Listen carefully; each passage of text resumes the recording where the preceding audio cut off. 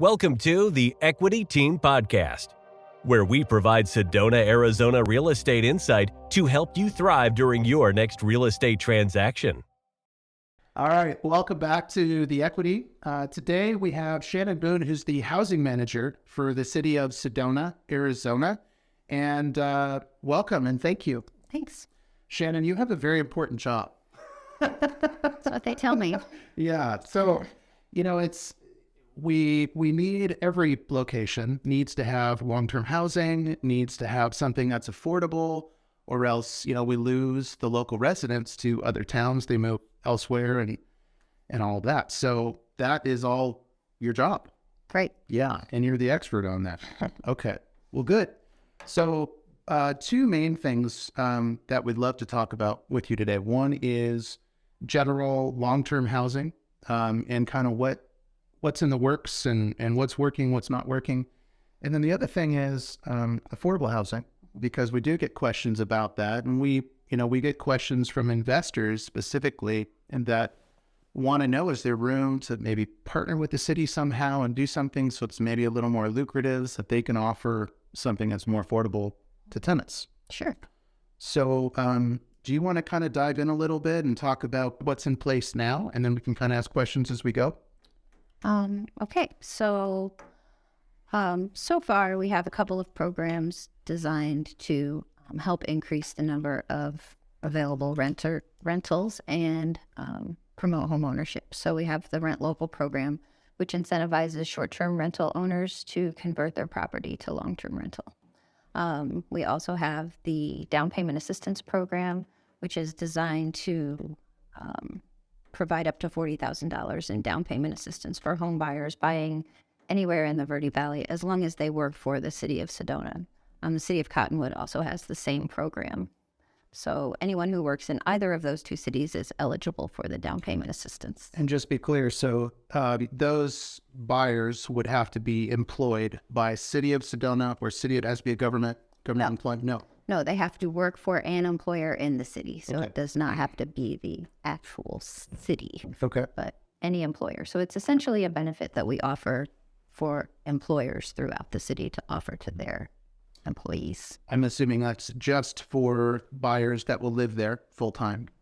Yes. Yeah, it has to be their first home in the Verde Valley and their permanent residence. And is that $40,000? Is that due back at some point? Is it is it a zero interest, low interest loan? How does that? It's zero interest, but it's essentially an equity share program. So if the amount of the down payment assistance is effectively, let's say 10% of the purchase price of the home, when they sell the home, 10% of that would be due back, or of their gains would be due back to the city. I see it. Are there any circumstances where that's waived? No. No. Okay. Short version. Is there a deadline on it? So could they buy a house and then live there for 30 years? They could live there their whole lives, and when their estate sells their home, they would have to pay that. Okay. Nice. So it'd just be like a lien on the house. Okay. Well, it's a great program. And there are some other triggers that could cause payback. So if they moved to a different house and started renting that house, they would be responsible for payback. Okay.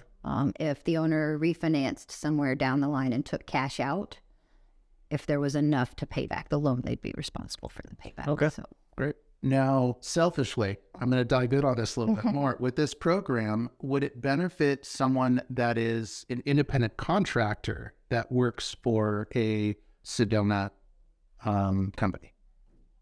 For example, a real estate agent. I think so. Okay. We'd have to check, Dial in on but that a I'm little bit. pretty sure that would work as long, because we did have someone self-employed apply. Mhm. So I'm pretty sure that would work as long as you could verify your employment. Cool. One of the requirements also is that the employee not be working remotely, so that we're not sort of moving people here from other parts of the country. Yeah. Okay, cool. Now, the Rent Local program, love to dive back into that a little bit. I have some notes here that are right off of the City of Sedona website. There's great information there, as always. So, as I understand it, and I'd love to hear you explain how that works. But I know that there are two different two different tiers of the incentive that comes from City of Sedona to the investors. Sure. One is based on the whole house, and then one is based on room by room. So not room by room, but one is if you're renting your whole property to someone or a family or whatever. The other is if you're renting a part of your house that you live in. So not to break up a house room by room and get 7 incentives for renting to 7 people, but only if it's just a portion of the house that is available.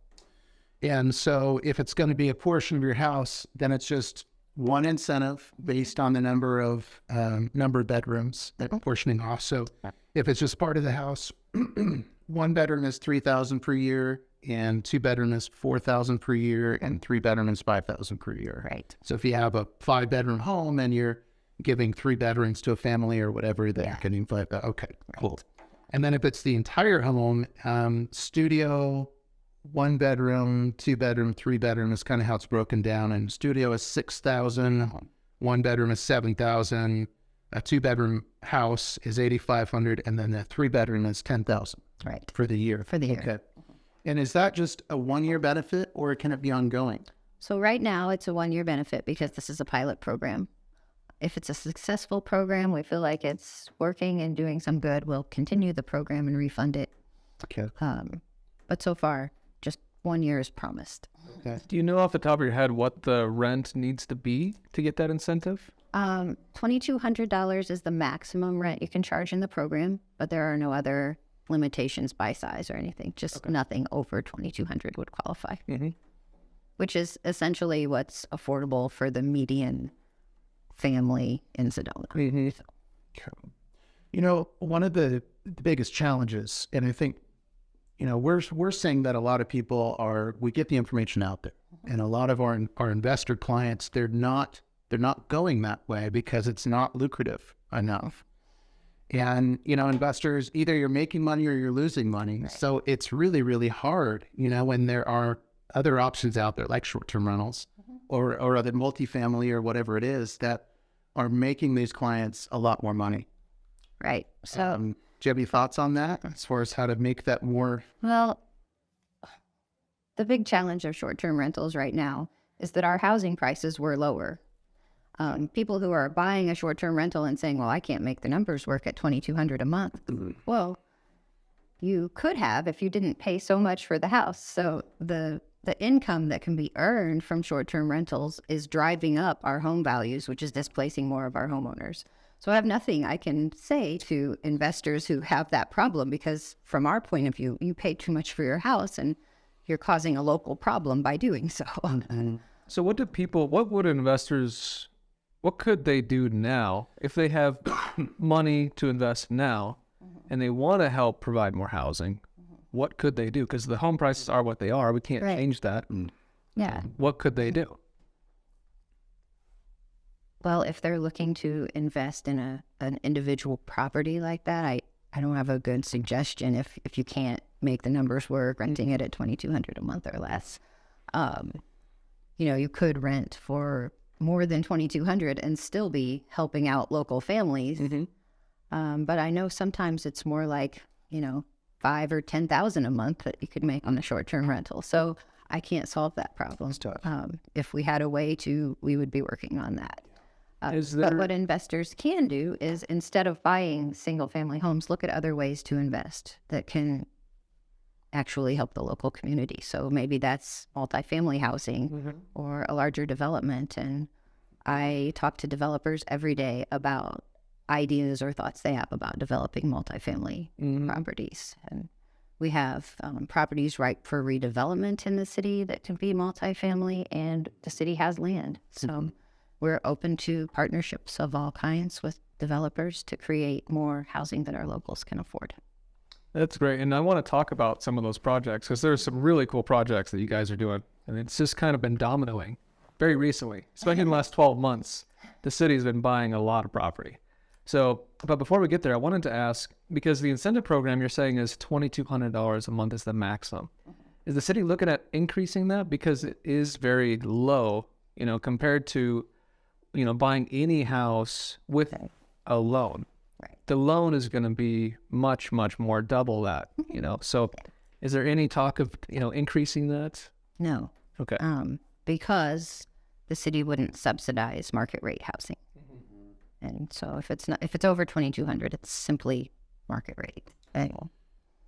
You know, a real savvy argument that I've heard that really stuck with me is that the more long-term rentals that are on market, the more that those rates will come down, because there will be more options for people, and in order for them to get them rented, they're going to have to drop their long-term rental rates, which is a real argument for getting away from a cap of $2,200 per month and just saying, we want more long-term rentals, as long as they're rented to people that have either been maybe displaced, you know, because of long-term rentals being pulled into short-term rentals, or, you know, they've got to be people that are maybe actively working in Sedona or something. And lately we have been seeing some more long-term rentals that are popping up on the market, which is good. Right. We need it. Yep. And as a result, the ones that aren't renting, they're having to drop their rate until they rent. And so that's just that's the natural market, you know, that's the benefit of a free market. So coming full circle, it sounds like the city is not considering that. Is that something that could be considered? Or, I mean, I know you just know what you know, but. So there are a few challenges to that. One is the Arizona state gift clause. We can't simply give people money for nothing in return. So what we're getting in return is affordable housing. If it's not affordable, if we're just giving people money to provide market rate housing, I'm not sure that we wouldn't have some legal obstacles to overcome in that case. Another reason is we can develop housing. We have to figure out what our cost per unit is in developing housing. And at some point, it's not cost effective to incentivize homeowners to do the right thing if we could be building multiple units at the same time with those dollars.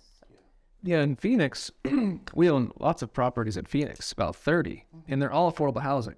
The city of Phoenix pays us, and it comes out of the affordable housing budget, and that's collected through sales tax, property tax, bed tax, all those kind of things. And that's a huge incentive for us, and we are looking to buy more properties there because it makes so much sense. Yeah. Could the city, or have you looked at other projects like that where you can actually subsidize the entire rent at a certain number for people living in this area? We haven't yet identified a need to subsidize an entire rent. Are you saying that the city pays you the full amount of rent for the tenant? Yep. The tenant is not paid. The tenant pays about $100, so there has to be some kind of buy-in, like almost like a psychological buy-in that they are incentivized. Yeah. And of course, they have to keep the property maintained and nice and certain things like that. And are those through Section 8 vouchers? It's not Section 8, no. It's City of Phoenix. It's just the city? Okay. Yeah, it's a really cool program. I think if we identified a need that we had that many folks it would be probably under 30% of area median income to get that deep of a subsidy, because that's essentially Section 8. Yeah. The program sounds very similar to their local version of it. Mm-hmm. Yeah, so I think if we identified that we had that deep of a need, we might look into something like that. But so far, that's not the case. The housing displacement in a big city like Phoenix, it's hard to compare. I mean, obviously there is a need here, but it's just a smaller number of people. So it's not necessarily the problem isn't necessarily the locals aren't making enough. It's that the rent is too high. Right. So they're making good money, but it's so high. Yeah, most of our folks who have housing needs here are working and working full time. Yep. Yeah. So Shannon, I have an example, a recent example. 2 days ago, I spoke with a client out of Phoenix who has purchased quite a few, multifamily properties. He's kind of dipping his toe a little bit into short-term rentals, but he likes multifamily. And we were talking about a property in Sedona that's available right now. It's a 14-unit property, multifamily. You probably know the property. It's on Jordan in uptown Sedona.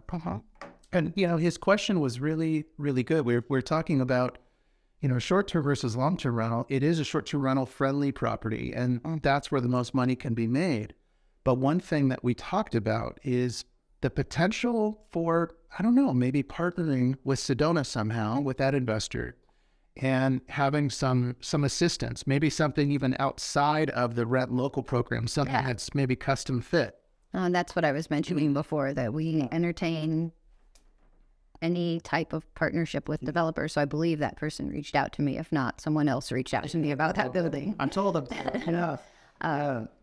But yeah, we would totally be open to a partnership if the property was then deed restricted for some level of affordability, and not necessarily deep affordability like what you're mentioning. Yeah. But, you know, if it's just affordable at the workforce level. Yeah. Or some kind of restriction where you can't do short-term rental for 5 years or 10 years. Right. Something like There would definitely be a short-term rental restriction on it, probably forever.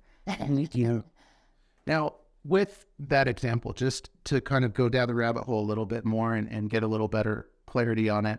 So it's listed for about $5 million, and you know, that's a tough kind of nut to crack already. But would there be room? And this is nothing that I'm holding you to. It's nothing that any of our audience should hold you to. It's just to kind of explore it and have better clarity. With an example, let's pretend it's hypothetical for a second.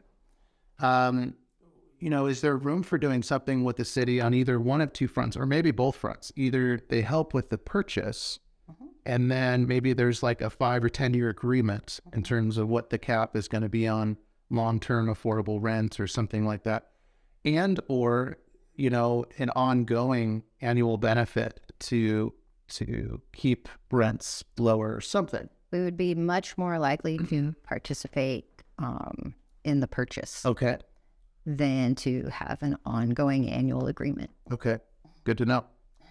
All right, well, you know, and of course we have more things to talk about here, but for our audience, you know, if you're like us, where you want to support local communities and you want to offer and you want to help out with long-term rents and all of that, and make money in the process, then just reach out to us, and, you know, we'll get together with Shannon and anyone else that needs to be part of the conversation, and we'll hash it out. So we need more stuff like that. Right. Yeah. Okay. Because the 14 units would be very helpful. Yeah. It would be. And if we see 14 and then another 20 here and 8 there and 30 over there, then before we know it, we have 100 new units for people to live here locally. So Right. And right now, those types of projects are more appealing than they will be a year or 2 years from now once we start building. yeah. But right now, we need units fast, and existing properties are the ideal. Yeah, so let's talk about that, because the city's been buying all this property, like I said, and we had just helped facilitate a sale to the city on Shelby. So I'd love to hear if there's any updates on it, because I know it was purchased for affordable housing. Yes. Could you shed any light on what's going on with that? So we have been working with a tax credit developer out of Ohio on that property, and they are applying for the low-income housing tax credits to the state of Arizona. So last week, our council approved a $300,000 loan to the project and a long-term lease on the land for 75 years, or an option to lease the land if they get the tax credits. We'll know June 1st if they get awarded the tax credits. And if so, we'll have 30 units of housing on that site. So Great. That's great. very excited about that one. Yes. And there's another one next to the cultural park as well, right? So what is going on? I thought there was a property that was purchased by the city at or near the cultural park No, for housing. no. Okay. That didn't happen. Just the cultural park itself was purchased by Okay. the city. So we'll do a master plan for the cultural park, so we won't be ready to entertain development proposals for that site for at least a year. But we are looking at splitting off a piece of the larger parcel to just move forward with some apartment housing, because the need is so great. We can't wait until we sort of master plan with the whole community. So just a small part of that will be for housing. And the master plan is coming up, right? I got the email update. So, anyone who's local in Sedona, please participate in these meetings. They happen only every 10 years, is it? No, that's a different plan. A master plan? So right now we're updating the community plan for Sedona, which we do every 10 years. And that community plan guides all of our work for 10 years. That's we're constantly referring back to that. Programs and policies are built around it. But what you're talking about is the cultural park plan, which will be a development plan, a master development plan for that site. So we're actually trying to finish up the 10-year community plan update before we start the master plan for the cultural park. So if investors want to invest in Sedona and build multifamily, now's the time to speak with us, speak with you. We can sit down and talk about what's possible out there. Sure. So when you have that plan ready, whenever it's due, I don't know when, but sometime this year, you want to have something to present to the community that they would vote on, or how does that work?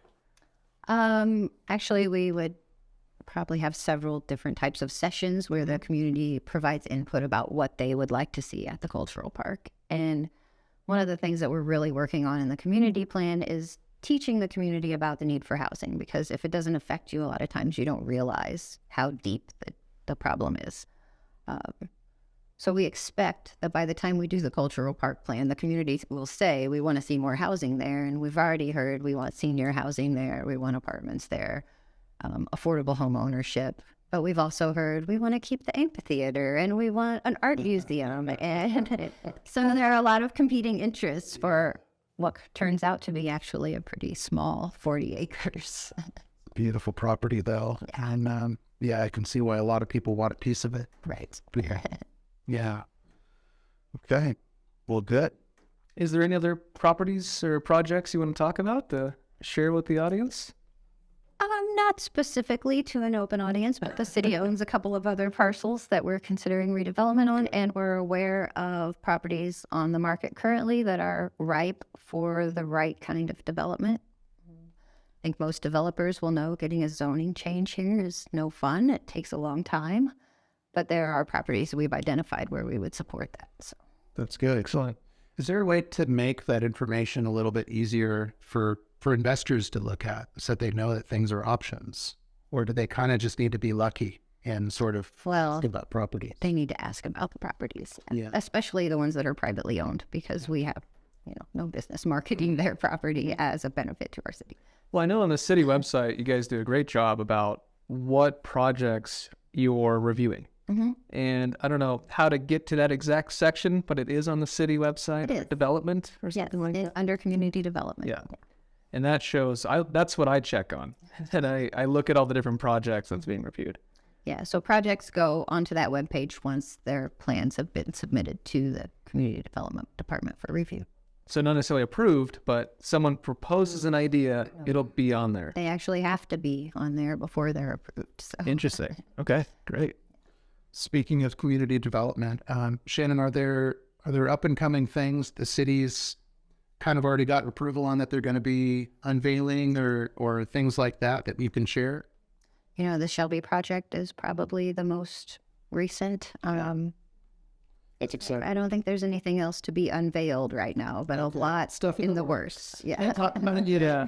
Sounds like you got some good stuff you want to share. And you can imagine working with private developers. They want to keep their projects secret too, because they just have their land under contract. And Yeah.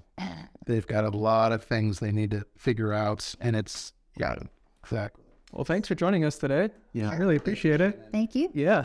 Yeah, this is amazing. Really excited to get this info out to our audience, and we might be in touch for follow-up depending on questions that we get back from investors and other people considering these projects. Great. Cool. Thanks, Shannon. Thank you. Thanks. Thanks for tuning in to the Equity Team Podcast. To speak with one of our top agents, visit us at owninaz.com. That's owninaz.com. Or call us at 928-323-0031.